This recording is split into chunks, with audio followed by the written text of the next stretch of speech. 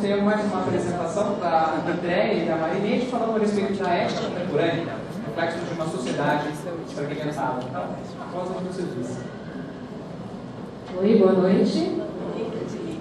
Primeiramente, eu queria agradecer a presença de todos vocês. Parece um pouco maçante, todo mundo está falando de ética toda hora, mas cada um tem um ponto de vista diferente. Tá? Esse trabalho foi desenvolvido através de um artigo realizado no curso que nós fazemos de Administração Estratégica de Recursos Humanos, tá? Do módulo Ética e Responsabilidade Social, ministrado pela professora Mônica Martins, e elaborado por mim e por Marileide. Tá? Nós vamos falar sobre ética, a ética contemporânea, reflexos de uma sociedade desfragmentada. A gente vai tentar falar um pouquinho e trazer para vocês uma visão sobre ética, sobre indivíduo e sobre sociedade. Tá?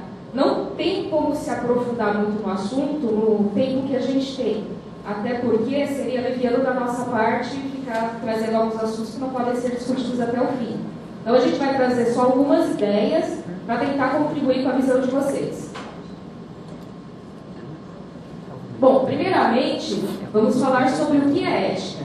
Tá? Nós trouxemos o conceito do dicionário Aurélio, até porque o dicionário Aurélio é o mais popular entre a maioria dos estudantes. Tá?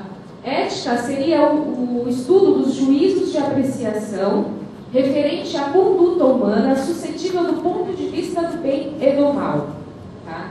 Seja relativamente determinada para determinada sociedade, seja de modo absoluto.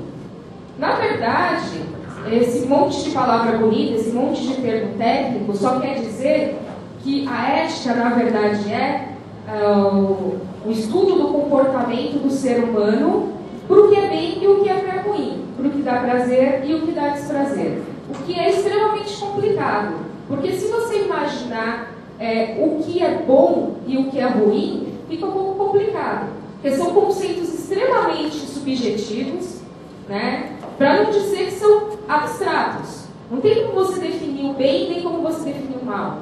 Não tem como você dizer que o que vai ser bom para você vai ser bom para o outro. Né? E também a questão do prazer e do desprazer. Eu sei que todos vocês conhecem muita gente que vive relações que para vocês desprazer. Né? Você fala, nossa, eu não sei como é que essa pessoa aguenta, né? Viver com tanto sofrimento. Mas tem gente que gosta. E da mesma forma, o prazer, ele não é igual para todos. Né? Então é difícil você saber definir o que é prazer, desprazer e bem e mal. Mas a ética vem aí para regulamentar tudo isso.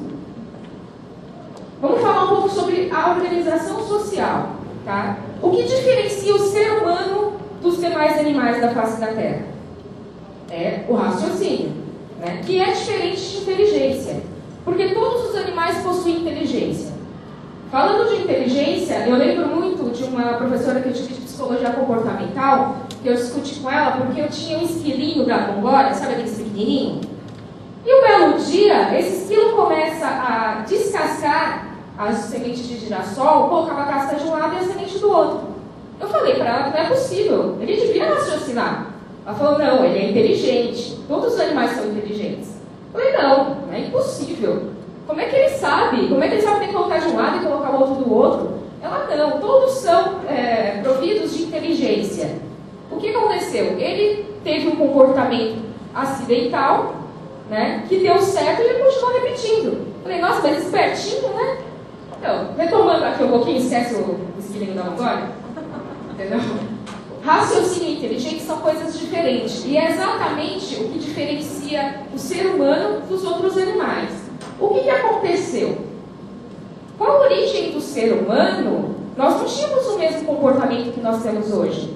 O comportamento era completamente diferente. Nós podemos lembrar dos homens das cavernas, né, a forma que eles viviam. E hoje nós achamos que é completamente bizarro a forma que eles viviam. Mas você pode ver que essas questões relacionadas à ética e a comportamento não é intrínseco do ser humano, não faz parte da natureza. Por que o ser humano buscou a ética, buscou a organização social? Através das necessidades. Ele começou a se organizar, começou a trazer evoluções, Não vou dizer tecnologias, mas por que não dizer que a roda é uma tecnologia, né, gente?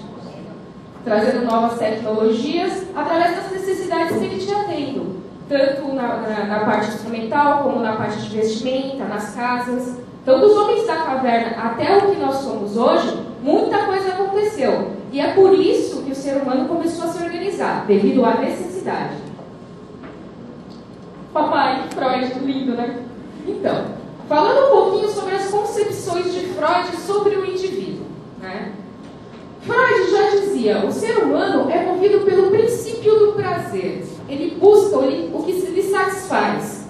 Isso quer dizer que o egocentrismo, ele é inerte do ser humano, ele é inato. Ninguém nasce pensando no próximo, você nasce pensando em si próprio.